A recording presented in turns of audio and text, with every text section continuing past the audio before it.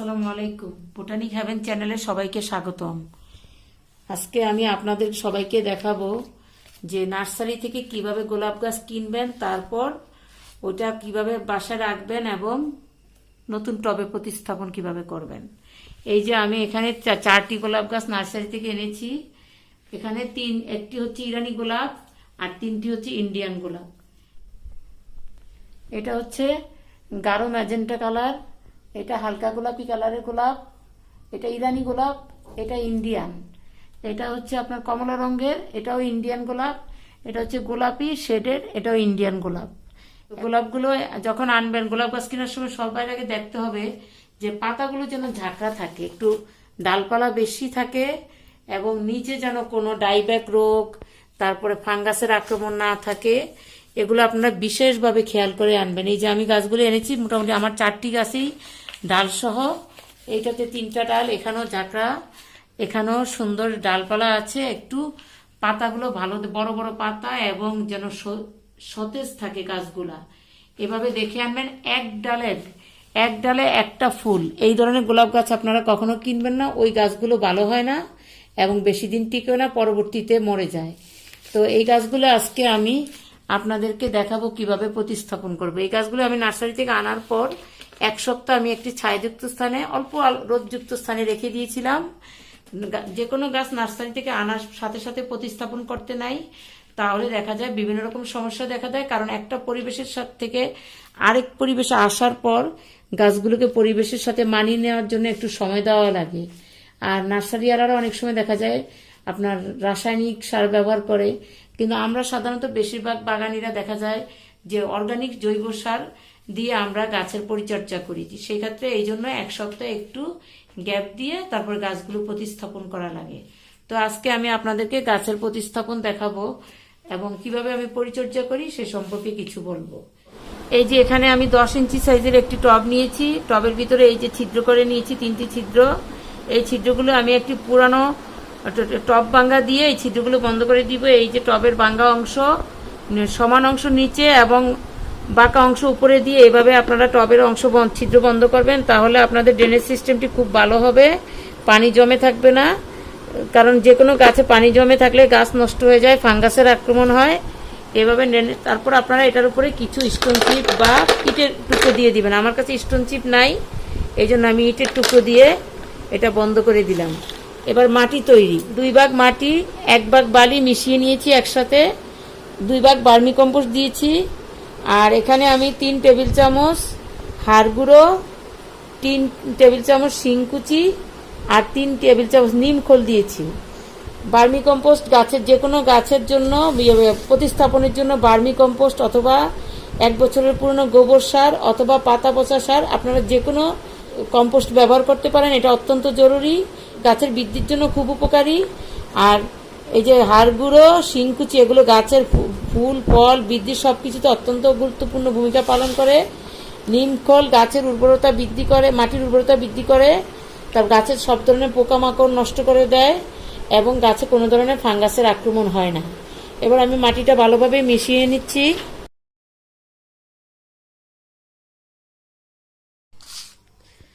এভাবে মাটিগুলো ভালোভাবে মিশিয়ে নিয়ে তারপর আমি মাটি দিয়ে টবে গাছটা প্রতিস্থাপন করে দেখাবো। আপনারা ইচ্ছা করলে এই মাটিগুলো একসাথে মিশিয়ে, সারসহ মিশিয়ে 8-10 দিন রেখে দিতে পারেন, তাহলে গাছ সুন্দরভাবে বেড়ে উঠবে, সারগুলো গাছের সাথে সুন্দরভাবে মিশে যাবে। আমি অনেক সময় আমার মাটি তৈরি করে এভাবে রেখে দেই, তারপর সবগুলো গাছ একসাথে প্রতিস্থাপন করি। এই যে এখানে এখন আমি টবের ভিতরে মাটিগুলো দিয়ে একটা গাছ বসাবো।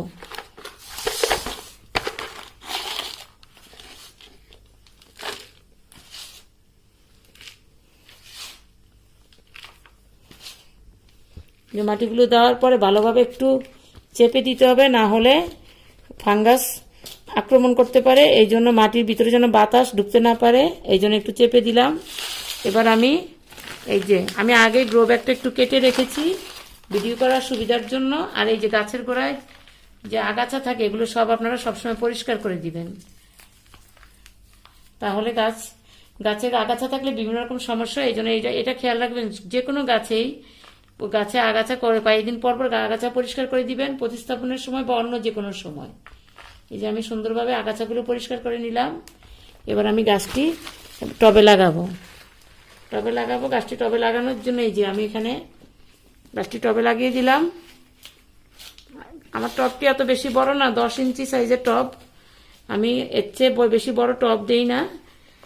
রোদ যে আমার যেই অংশে রোদ আসে ওই জায়গাটা একটু কম, এই হিসাবে আমি একটু ছোট টবই দেওয়ার চেষ্টা করি। এই যে নার্সারি মাটিগুলো আমি একটু ফেলে দিব।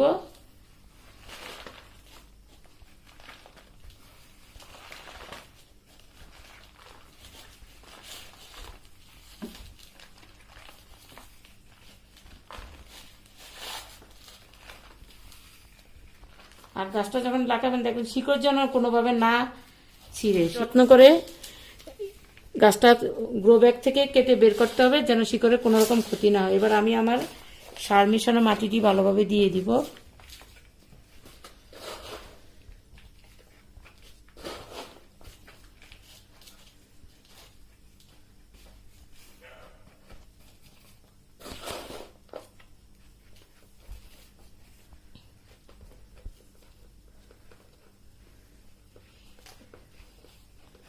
গোলাপ গাছে অনেক সময় এরকম নিচ থেকে একটা ডাল বের হয় 7 পাতা। এই পাতাটা গাছে যখন বের হয় তখন আপনারা এটা খেয়াল রাখবেন এবং কেটে দিবেন, তা না হলে গাছে ফুল আসবে না এবং গাছ জংলি গাছে পরিণত হবে। এই জন্য সবসময় নিচে দিকে, এটাকে এলা ডালও বলে, এই ডালটা আপনারা সবসময় খেয়াল রাখবেন এবং কেটে দিবেন। এভাবে আমি গাছটা প্রতিস্থাপন করলাম। এবার আমি গাছে পানি দিয়ে দিব। যে কোনো গাছ প্রতিস্থাপনের পর একটু বেশি করে পানি দিয়ে দিতে হয়।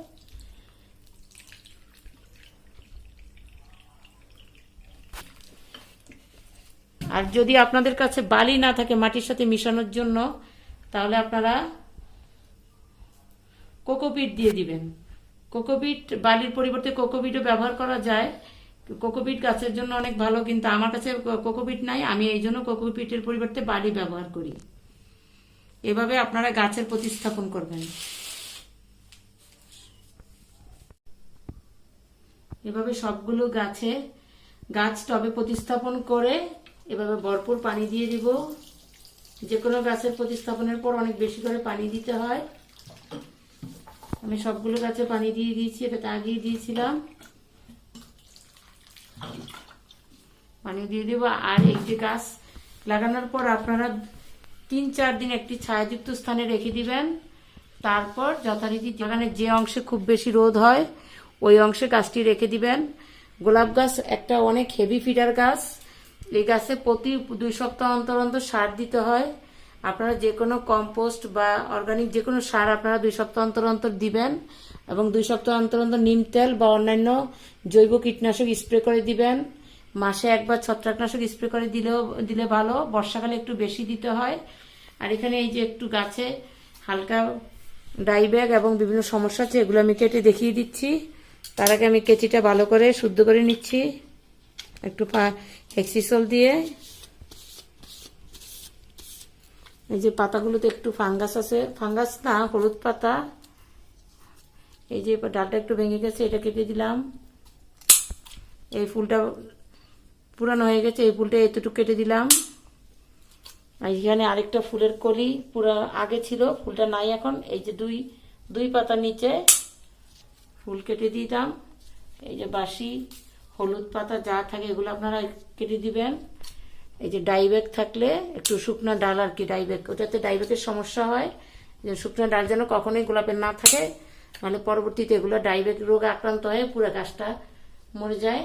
এই জন্য এটা কেটে দিতে হয়। এই গাছটাতে নাই, সামান্য একটু আছে। তারপর একটু ফাঙ্গিসাইড দিয়ে ওই জায়গাগুলো একটু আমি লাগিয়ে দিব, যাতে আপনার ফাঙ্গাস আক্রমণ করে গাছ নষ্ট না হয়। একটু ফাঙ্গিসাইড এভাবে পানিতে গুলে আমার যে গাছগুলো কেটেছেন, আগাছা যে অংশটা কেটেছেন কাটা অংশ লাগিয়ে দিবেন। তাহলে আপনার কোনো রকম ফাঙ্গাসে আক্রমণ হবে না, গাছের কোনো রকম ক্ষতি হবে না। এটা সবসময় গাছের ডালপালা কাটার পর লাগিয়ে দিতে হবে, না হলে অনেক ফাঙ্গাস আক্রমণে গাছের অনেক ক্ষতি হয়। এই যে আমি সবগুলা গাছে লাগিয়ে দিচ্ছি। যেখান থেকে আমি ডালপালা বা কলির অংশ কেটেছি, পুরানো অংশ ডালপালা কেটেছি, সব জায়গায় আমি একটু একটু করে ফাঙ্গিসাইড লাগিয়ে দিচ্ছি।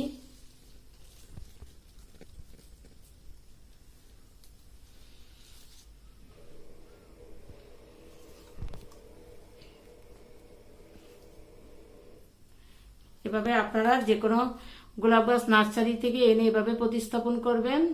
আমি সবসময় এভাবে প্রতিস্থাপন করি। তারপর আপনার যে জায়গায় 7-8 ঘন্টা রোদ থাকে বা 5-6 ঘন্টা রোদ হলেও চলবে, সেই জায়গাটাই গাছটি রাখবেন। আর যেভাবে সার বললাম 15 দিন অন্তর অন্তর সার দিবেন এবং 15 দিন অন্তর অন্তর কীটনাশক, আর মাসে অন্তত একবার ছত্রাকনাশক দিতে হবে। তা না হলে আপনার গাছে বিভিন্ন রকম ফাঙ্গাসে আক্রমণ হয়ে গাছটি মারা যায়। আর গাছের পানি দেওয়ার সময় সবসময় খেয়াল করবেন গাছের গোড়া যেন ভিজা না থাকে। যখন গাছের গোড়া শুকিয়ে যাবে ধরে দেখবেন, তখন আপনারা পানি দিয়ে দিবেন। এভাবে আমি আমার গোলাপ গাছের যত্ন করি।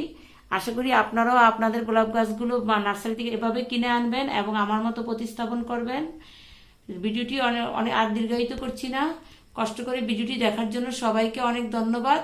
আমার ভিডিওটি যদি ভালো লাগে সাবস্ক্রাইব করবেন, তাহলে পরবর্তী ভিডিও নোটিফিকেশন আপনাদের কাছে পৌঁছে যাবে। ভিডিওটি কেমন লাগলো কমেন্ট করে জানাবেন, লাইক করবেন, শেয়ার করবেন। সবাইকে আবারও ধন্যবাদ।